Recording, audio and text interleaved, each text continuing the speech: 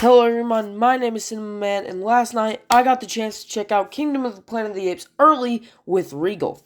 And real quick before the video starts, I want to give Regal a quick shout out because right now they are doing the most to promote this movie over anyone else. Not only did they give me a chance to see this movie early on that beautiful IMAX screen, they also have some pretty cool merch and collectibles out for this movie. And I usually don't like the tin popcorn buckets. I stick to the unique ones, but this one was really cool. Also, the cup and poster that Regal hooked me up with were fire. The poster says early screening May 8th. But other than that, woo, was this movie exhilarating. Now, I have to say, starting off my review with how I felt about the characters as a whole, and I said in my short review that I loved the new cast of characters, but I did not mention how charming they were. There's actually a lot of characters that they hide from the trailer, and you have Rocka, who the orangutan dude, placed all throughout the trailers, but you get to the movie, and Rocka is in the movie in a different kind of way. And yes, Rocka is very crucial to the story, but from the trailer, they do hide two specific characters that really carry the movie.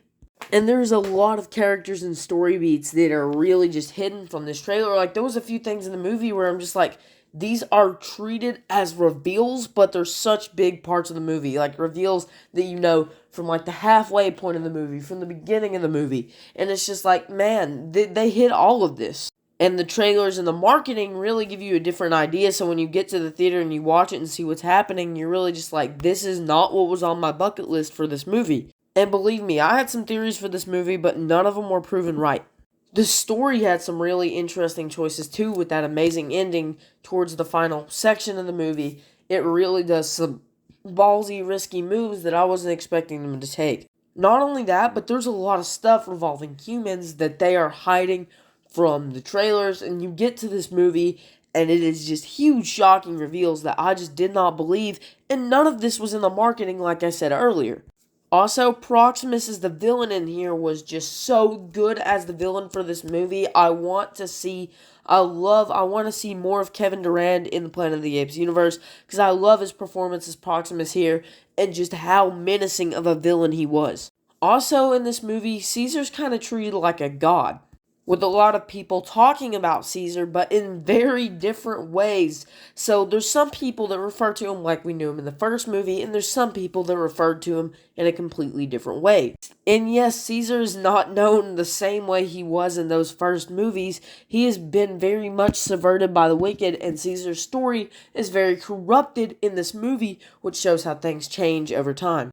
Moving on to Noah, he was such a good character in this movie and easily gets right up there with Caesar as someone who's going through a big arc. Now, in this movie, they don't portray him as a leader technically. We'll talk about that more in spoilers, but this is very much a representation of Caesar, who's not quite there yet. If Caesar grown up in a different generation, one where apes ruled, he would be very similar to this ape.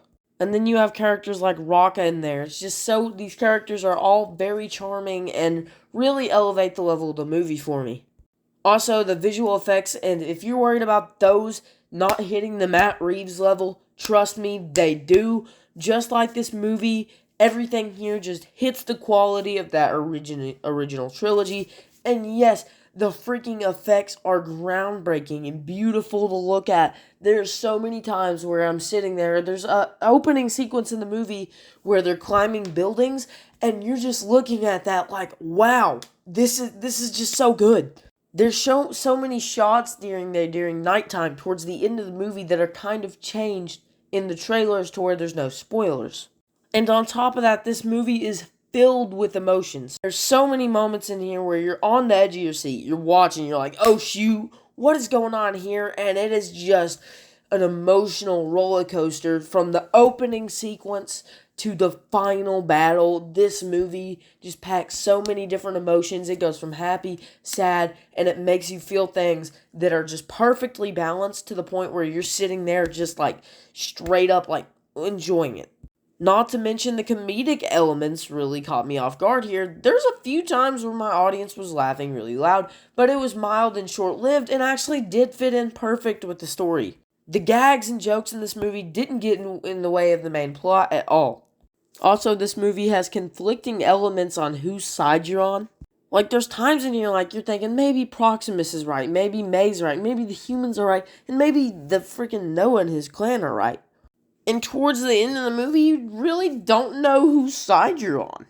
And I mean that in a good way. When they can make you look at this, like, invested story that makes you think of all the different angles of what could happen, and where it's not using suspension of disbelief every 5 minutes to catch you off guard, and it's like actually making sense here, then you're sitting there conflicted on whose side to take.